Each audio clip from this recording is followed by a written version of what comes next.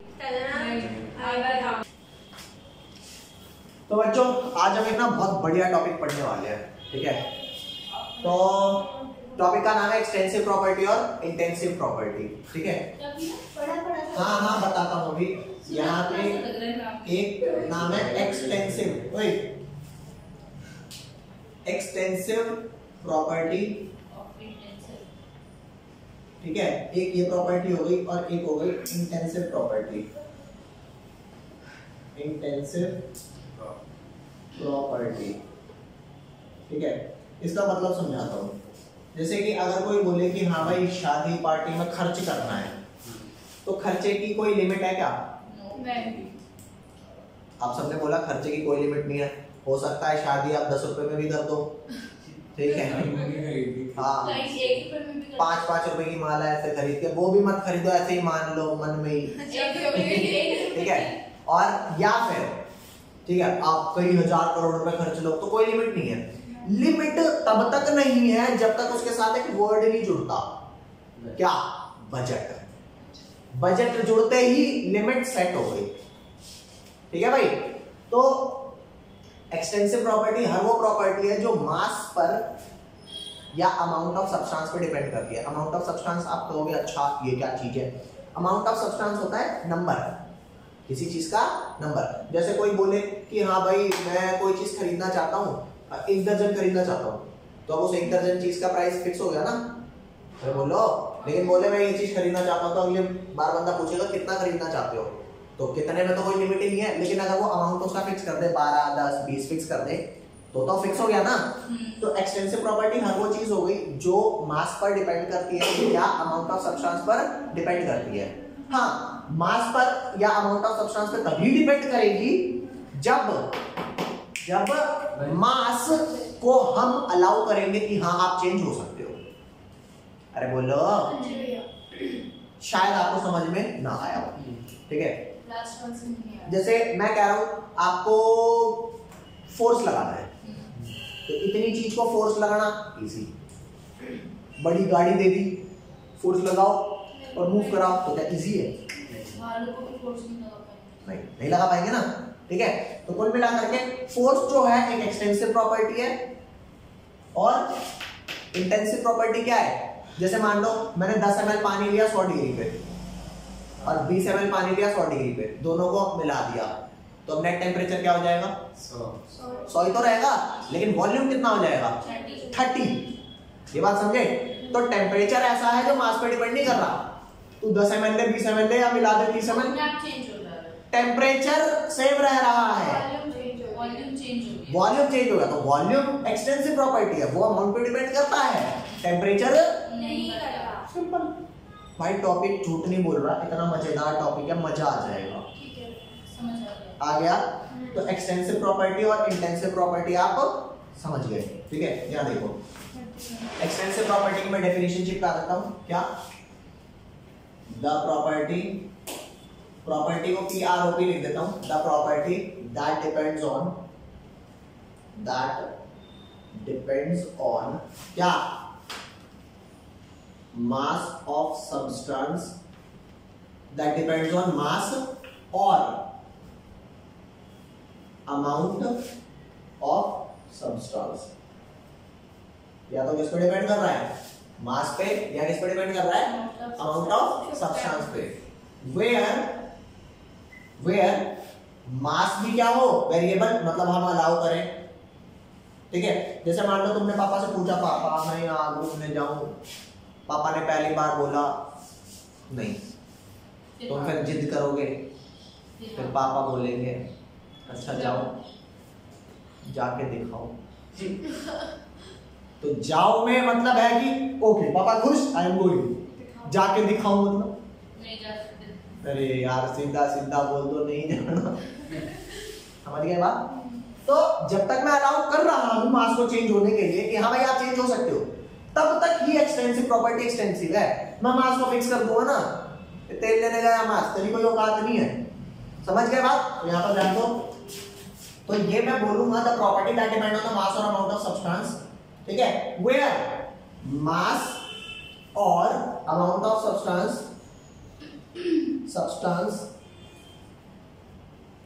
Is itself a क्या है, variable, मतलब अलाउड टू चेंज, अरे बोलो, इज कॉल्ड।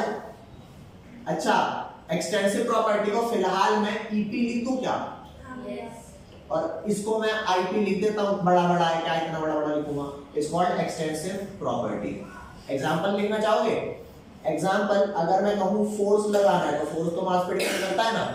मैं कहूं एनर्जी लगानी है, मैं कहूं 10 लोगों का खाना बनाना है, कम हीट एनर्जी लगेगी, या 100 का बनाना है तब कम लगेगी, या दोनों के बराबर लगेगी? 100 वाले में ज्यादा लगेगी ना, तो मास पे डिपेंड कर रही है ना एनर्जी। अरे बोलते हाँ। तो एक और एग्जांपल है एनर्जी के बाद, हीट कैपेसिटी। हीट कैपेसिटी यार होते तो बहुत सारे हैं, फिलहाल एक्सेट्रा लिख के काम चला दो। जल्दी लिखो तो फटाक से, और इसे लिख लिया तो थोड़ा सा आगे चलते हैं। अगली वाली ना मैं थोड़ा चिपका रहा हूं, कैसे? पहली लाइन पहले को कॉरेस्पॉन्ड करेगी, दूसरी लाइन दूसरे को। यहां ध्यान देना, the property that don't depends on mass और amount of substance is called. अरे जब डिपेंड ही नहीं करती तो वेरिएबल रखने का क्या मतलब? ठीक है, तो द प्रॉपर्टी, ये वाली लाइन, दैट डोंट डाल दिया, उसके बाद डिपेंड्स ऑन मास और amount of substance is called intensive property. Example लोगे? एग्जांपल मैं आपको दे देता हूं, टेम्परेचर थोड़ा मास पे डिपेंड कर रहा है? अच्छा, यहाँ पे मैंने हीट कैपेसिटी लिखा था ना, बोल दे हीट कैपेसिटी, तो यहाँ पे वर्ड यूज होता है मोलर हीट कैपेसिटी।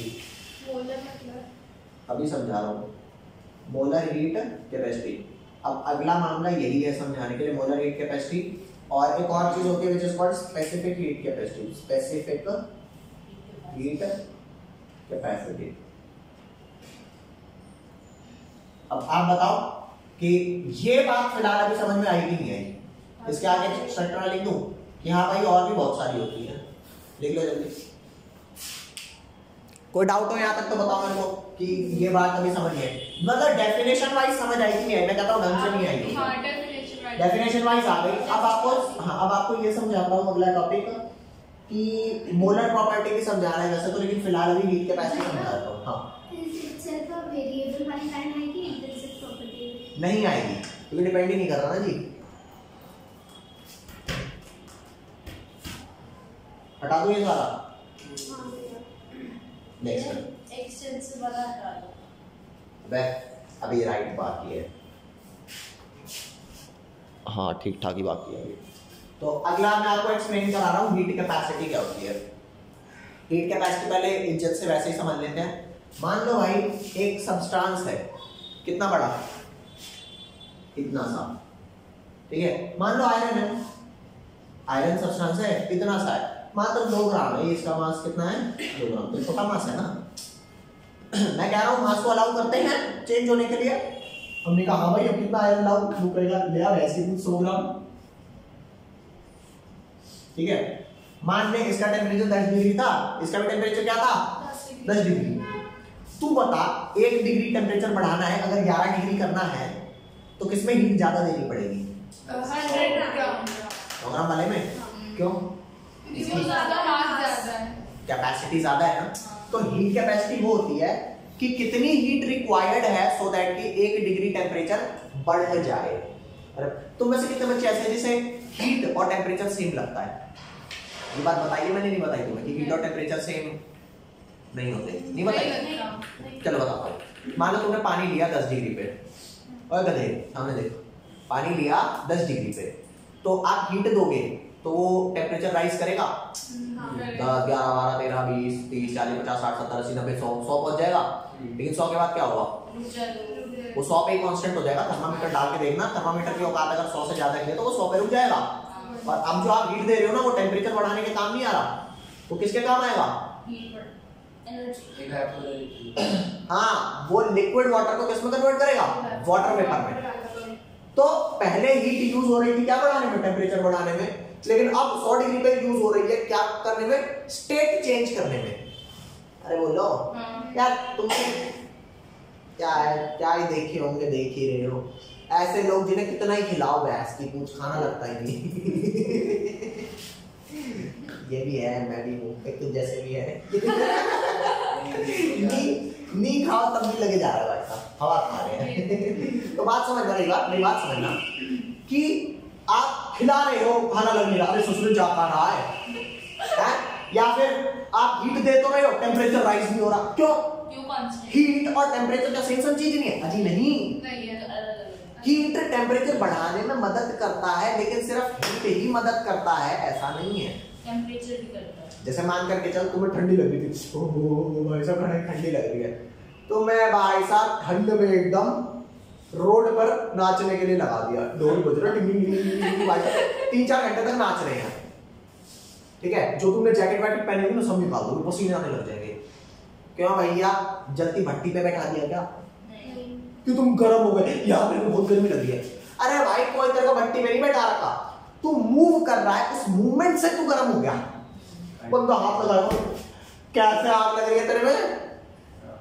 तो टेम्परेचर बढ़ना हीट से सिर्फ पॉसिबल नहीं है, और भी चीजें हैं, आप काम करो। अरे बोल दे, समझ गए? तो temperature is related with heat, लेकिन टेम्परेचर एग्जैक्टली हीट नहीं है। हो सकता है ना किसी सब्सटेंस को हीट कर रहा हूं, टेम्परेचर बढ़ ही नहीं रहा। नहीं आई बात समझ? बल्ले बल्ले। तो हीट कैपेसिटी क्या होती है? The amount of heat required to raise temperature by 1 degree. मान ले किसी चीज का टेम्परेचर पहले 10 डिग्री था, हमने उसे 10 डिग्री सेंटीग्रेड बढ़ा के 11 डिग्री सेंटीग्रेड कर दिया, तो कितने का चेंज आया? 1 डिग्री का। अच्छा,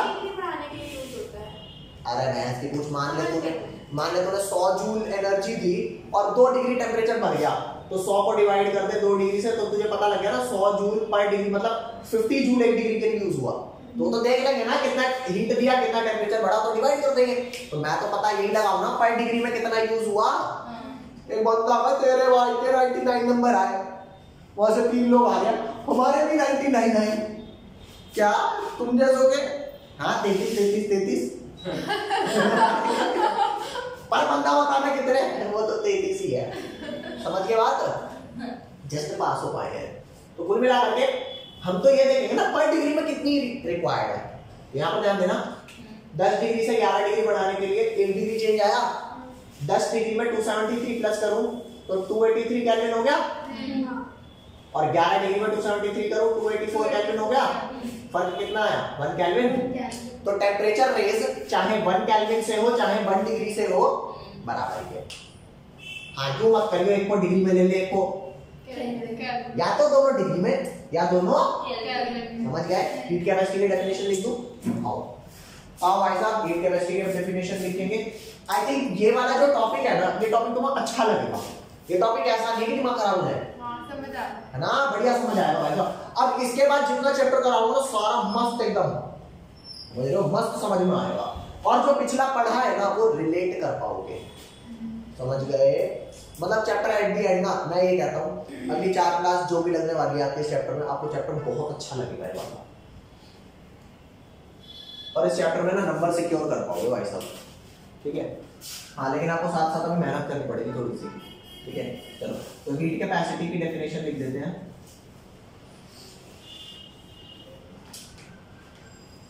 हीट कैपेसिटी की क्या डेफिनेशन है? The amount of heat energy required to raise the temperature of a body by 1 degree Celsius या फिर 1 केल्विन। तो लिख दिया हमने the amount of heat energy required to raise the temperature by 1 degree Celsius or 1 Kelvin. Is that clear? Is called heat capacity. Is called heat capacity को CAPE dot लिख दूं, आप पूरा कर लेना। बोलो भाई, हीट कैपेसिटी। अच्छा क्या मैं कह सकता हूँ कि हीट कैपेसिटी को हम ऐसे लिख देंगे, heat capacity is equal to heat required upon में चेंज इन टेम्परेचर है। अरे कौन से भाई, टेम्परेचर तो चेंज होगा ही। तो हीट का सिंबल मेरा Q होता है, तो टेम्परेचर का चेंज का सिंबल डेल्टा T आ जाएगा और हीट कैपेसिटी का सिंबल C है, तो C is equal to Q by delta T। Is that clear? हाँ, देखो इसे। नेक्स्ट हमारा क्या आएगा? नेक्स्ट, अच्छा ये बात आपको मैं पहले बता चुका हूँ कि चलो पूछ ही लेता हूँ। हीट जब हम हीट प्रोवाइड करते हैं कांस्टेंट प्रेशर, उसे क्या बोलते हैं? हीट प्रोवाइड करते हैं आइसो क्या पूछा गया है? अरे क्या आइसो वगैरह नहीं है। वो heat supplied at constant pressure क्या बोलते हैं? कांस्टेंट प्रेशर आइसोबारिक नहीं एंथैल्पी लास्ट क्लास में करवाया था, लास्ट क्लास में। और heat provided at constant volume entropy internal energy. तो क्या है ना कि हमें पढ़ने लिखने को तो घर वालों ने मना कर रखा है, and so we are doing. तो हीट आप ये हीट कैपेसिटी दो तरीके की हो सकती है, एक लेफ्ट वाली एक राइट वाली। लेफ्ट वाली कौन सी है? जब आप heat at constant volume provide कराओगे तो CV आ जाएगा। और जब हीट एट कांस्टेंट वॉल्यूम है तो heat capacity at constant volume हो गया, और Q एट कांस्टेंट V को क्या लिखते हैं? Internal energy delta U। तो delta U bye delta T क्या आ गया? CV आ गया। इज दैट क्लियर और नॉट? यस। अगली रात में फिर पूछ लियो, हम नहीं बताएंगे, हम तो यस यही देंगे। ठीक है, अगला क्या है? अगला तेरा वही जब heat supplied at constant pressure होगा तो जो टेम्परेचर चेंज आएगा उसको मैं Cp बोलूंगा, है ना। तो यहाँ पर भी Qp क्या होता है? सिंस Qp हमारा डेल्टा H होता है तो ये फार्मूला होगा delta H by delta T is equal to Cp। तो दूसरा फार्मूला होगा C हीट कैपेसिटी है, ले लीजिए। C तेरा हीट कैपेसिटी कहलाता है। ओके, एनी लोचा? नहीं लोचा? ठीक है भाई, हीट कैपेसिटी नो लोचा। नेक्स्ट, अच्छा क्या इसको मैं बता दूं इसे बोलते क्या है? इसको बोलते हैं heat capacity at constant volume और उसको प्रेशर। हाँ, heat capacity at constant volume. और इसे क्या बोलेंगे गाइस? प्रेशर। इसको बोलेंगे heat capacity at constant pressure. Heat capacity at constant pressure. इसमें कोई रटने वाला मामला है? जल्दी लिखो इसे। हाँ, और एक चीज याद रखना, जो ये हमारी हीट कैपेसिटी है कैसी प्रॉपर्टी है? क्योंकि हीट कैपेसिटी छोटे बड़े सब्सटेंस की कम ज्यादा हो सकती है ना, तो ये हमारी कौन सी प्रॉपर्टी हो गई? It is extensive property. अरे बोल दे भाई, ये बात समझ आएगी नहीं आएगी? एक्सटेंसिव प्रॉपर्टी है, ठीक है। अब इस चीज को समझना कि मोलर हीट कैपेसिटी क्या होता है? मोलर हीट कैपेसिटी ये क्या होता है? इसको समझाता हूं आपको।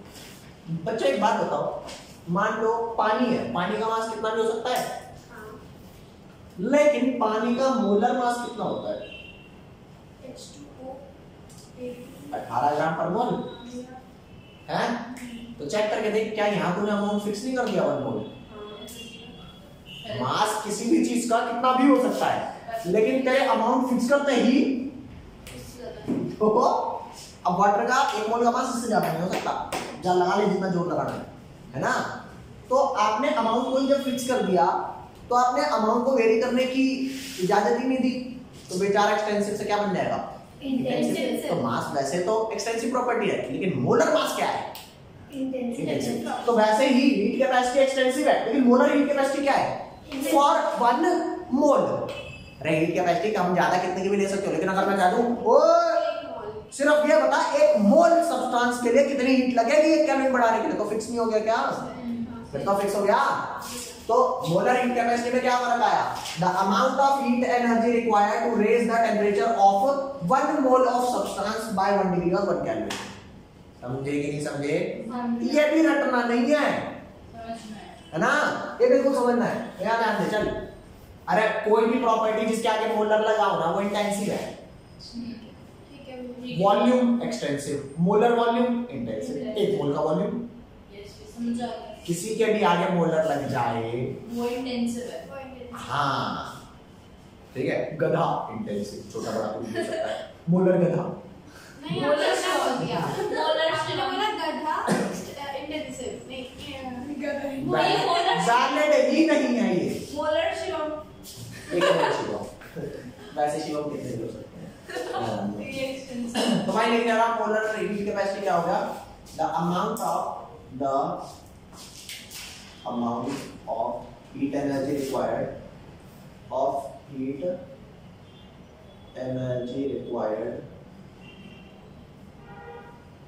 ठीक है भाई, to raise the temperature of कितना? 1 मोल ऑफ, हाँ आप यहाँ पे अमाउंट फिक्स कर दो ना जी, of 1 mole of substance by कितना? या तो 1 डिग्री सेंटीग्रेड सेल्सियस और 1 kelvin is called molar heat capacity को MHC लिख दो यहाँ पर फिलहाल, हां भैया मोलर हीट कैपेसिटी। ठीक है भाई, अरे बोल दे। जी भैया तो इसका फार्मूला क्या हो जाएगा? इसका फार्मूला आपका हो जाएगा हीट कैपेसिटी C होता है amount of heat required to reach temperature, है ना, मल्टीप्लाई नीचे कर दूंगा किससे? मोल से। अरे यार फॉर 1 मोल पर मोल आएगा ना, तो मोल इनवर्स तो तभी आएगा जब नीचे मोल होगा। नंबर ऑफ हाँ बोल दे, हां भैया तो लिख जल्दी से इसे। लिख लिया। अच्छा इस चीज को ध्यान देना, यहाँ पर हीट कैपेसिटी की क्या यूनिट थी? हीट की यूनिट आपकी जूल थी यहाँ पर, और चेंज इन टेम्परेचर की या तो केल्विन हो जाएगी या फिर डिग्री सेल्सियस। तो या तो इसकी यूनिट हो गई जूल पर केल्विन, या फिर इसकी क्या यूनिट हो गई? जूल पर डिग्री सेल्सियस। ये बात समझे कि नहीं समझे? समझ गए भैया। है रिटर्न हो गया। अच्छा इसकी क्या यूनिट हो जाएगी? इसकी यूनिट हो जाएगी जूल पर केल्विन पर मोल। तो इसको ऐसे भी लिख सकते हैं, जूल पर केल्विन पर मोल। डन। अब ऐसे भी लिख सकते हैं, जूल पर डिग्री सी मोल, या फिर इसको यूं भी लिख सकते हैं, जूल डिग्री सेंटीग्रेड इनवर्स और मोल इनवर्स, है ना जी। तो ये मोलर हीट कैपेसिटी हो गया, इसमें कोई लोचा हो तो बताना। और ये आपकी कौन सी प्रॉपर्टी हो गई? Intensive property. ठीक है, अब एक चीज और आती है जिसका क्या नाम है? Specific heat capacity. ये राइट वाला क्वेश्चन मिटा दूं? हां जी भैया। आओ तो फिर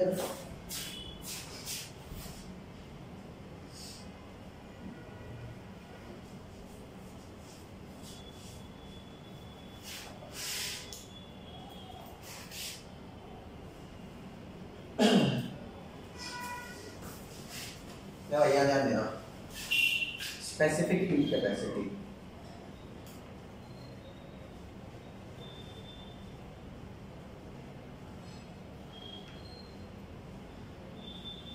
स्पेसिफिक, जैसे मोलर हीट कैपेसिटी में मैं 1 मोल सब्सटेंस ले रहा था ना, स्पेसिफिक हीट कैपेसिटी में मैं 1 ग्राम लूंगा।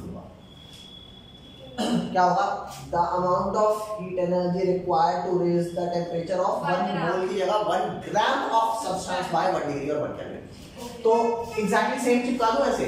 हां देख, the amount of heat energy required to raise the temperature of 1 gram of substance by 1 degree or 1 Kelvin is called specific heat capacity। ठीक है जी, इस बात में कोई लोचा हो तो बताओ। नहीं भैया। अच्छा, क्योंकि जब मोलर हीट कैपेसिटी था तो heat upon change in temperature into moles था। अब क्या हो जाएगा यहाँ पर फॉर्मूला? किलोग्राम नहीं, ग्राम आएगा। Q अपॉन में चेंज इन टेम्परेचर और यहाँ पर मास आ जाएगा। तो इसकी यूनिट क्या होगी? जूल पर केल्विन पर ग्राम, है ना, या फिर जूल पर डिग्री सेंटीग्रेड पर ग्राम, ये यूनिट हो गई। अब यहाँ और आगे ये भी क्या हो गया आपका? ये भी आपका इंटेंसिव प्रॉपर्टी हो गया।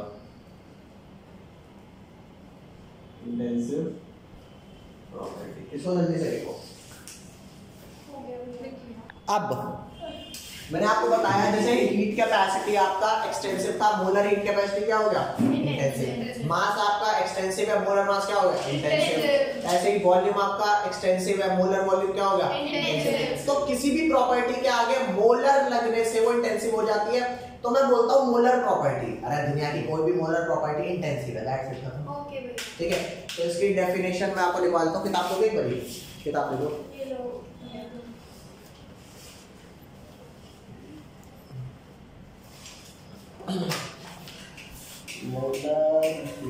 मोलर प्रॉपर्टी लिखवा। अरे गजब पेज निकला है बे। जो खोलना एक ही बार देख देख भाई, मोलर प्रॉपर्टी हाँ क्या? अब मोलर प्रॉपर्टी, इसकी मोलर प्रॉपर्टी इसका क्या? अरे दुनिया की कोई भी मोलर प्रॉपर्टी इंटेंसिव होती है, और वो कैसे डिफाइंड होगी, प्रॉपर्टी अपॉन में फॉर वन मोल। बस तू ये ऐसे स्टार डाल के लिख ले। भैया 1 मोल भी हो सकता है, फिर ग्राम भी हो सकता है, 1 ग्राम। अब मोलर प्रॉपर्टी नहीं, मोलर तो मोल के लिए ही होगा, फॉर वन मोल। ठीक है। अब मोलर प्रॉपर्टी, अच्छा मोलर प्रॉपर्टी को ये शो किससे कर रहे हैं, ये बनाने में तो x जैसा है, लेकिन ये होता जाई है, जाई, ZSI। ये देख ऐसा सा बनता है ये मोलर प्रॉपर्टी का सिंबल सा है। आप बना, अरे आप ऐसे बना दो ना, कुछ ही क्यों ऐसे ऐसे करके बन गया मैंने ऐसे क्रोमोसोम टाइप। हाँ भैया, क्रोमोसोम। तो भाई, तो अब मोलर प्रॉपर्टी ये इज द, कहाँ चला गया, हो गया, is the value of an extensive property, is the value of an extensive property. अरे ये जो आपकी मोलर प्रॉपर्टी है, ये जो आपने वैल्यू है किसी एक्सटेंसिव प्रॉपर्टी की फॉर वन मोल, ये जो आपने एक्सप्लेनेशन क्या बोलेंगे? ज़ाई। जाई, इसको बोलते हैं जाई, ZSI। ठीक है भाई। भाई मोलर कोई भी एक्सटेंसिव प्रॉपर्टी आपकी जाई है, तो जाई m क्या होगा, मोलर दैट प्रॉपर्टी। तो मोलर प्रॉपर्टी वैल्यू ऑफ किसी एक्सटेंसिव प्रॉपर्टी की होती है, ठीक है, for one mole of the substance, for one mole of that substance. कोई लोचा है यहाँ तक? One mole of that substance, is that clear? ठीक है, यहाँ लिखो स्टार बना के, if n is amount of substance, amount of mole, अरे बोल दे यार, तो x m कैसे होगा, x अपॉन में नंबर ऑफ मोल, है ना जी। ये देखो, अब यहाँ पे कोई लोचा हो, आपको कोई तंगी हो, कोई दिक्कत हो, कोई परेशानी हो, तो मेरे को बता सकते हो। Our half chapter is done here। Last में यही बोला था कि हाफ कर हुआ है, तो थोड़ा सा परसेंट बढ़ा है। 60% हो गया। एक आध बढ़ा दो भाई, और क्या। एक आठ मतलब। हाँ भाई, तो अब नया टॉपिक स्टार्ट कर रहे हैं। It's a very nice topic.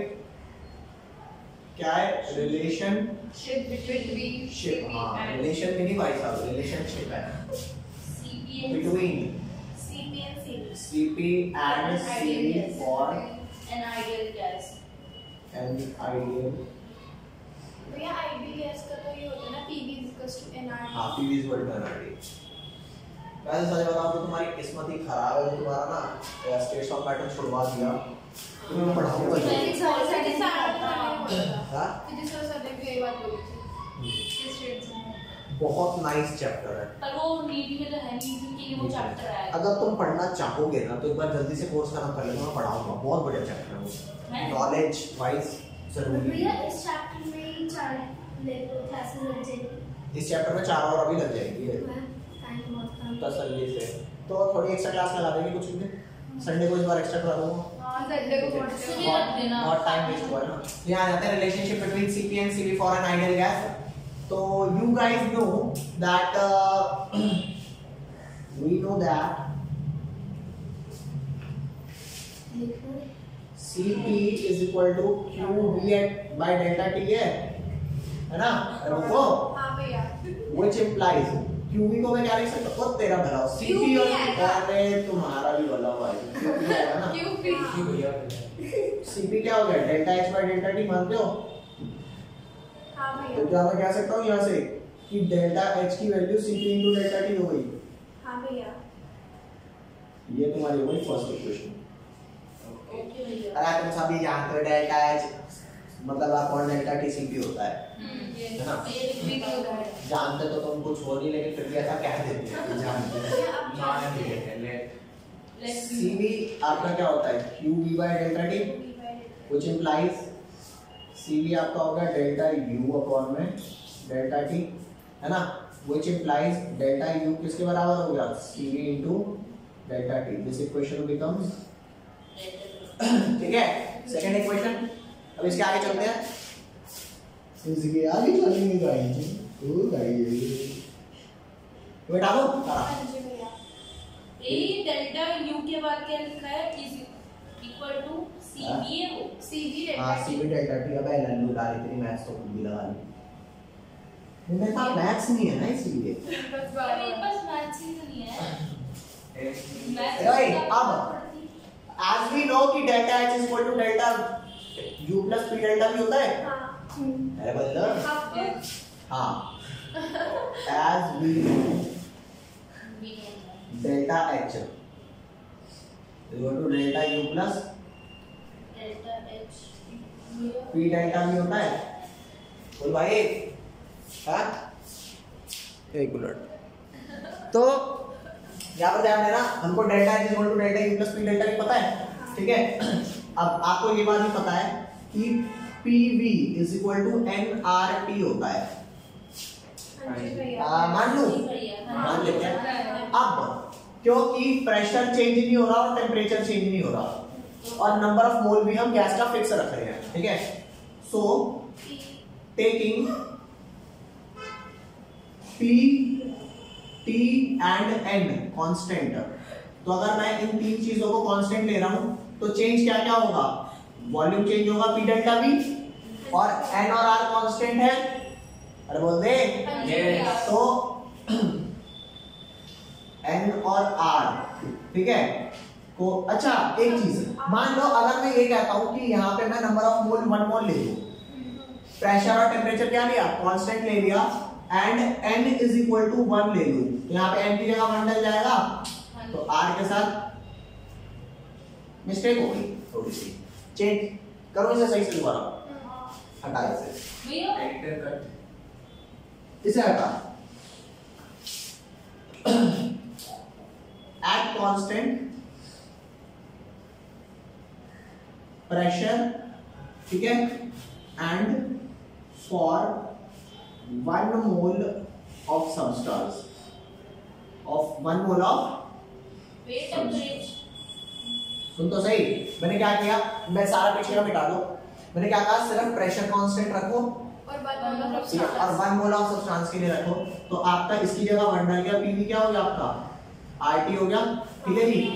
अब चेंज लगाएंगे तो पी डेल्टा भी हो गया क्योंकि प्रेशर तो चेंज नहीं हो रहा डेल्टा भी और आर क्योंकि कांस्टेंट है तो आर डेल्टा टी। तो पी डेल्टा वी की जगह मैं क्या डाल सकता हूँ? पी डेल्टा वी की जगह उठा करके आर डेल्टा टी डाल सकता हूँ। हां तो ये हमारा होगा delta H is equal to delta U plus R delta T और डेल्टा H की वैल्यू क्या निकाली थी हमने? Cp delta T।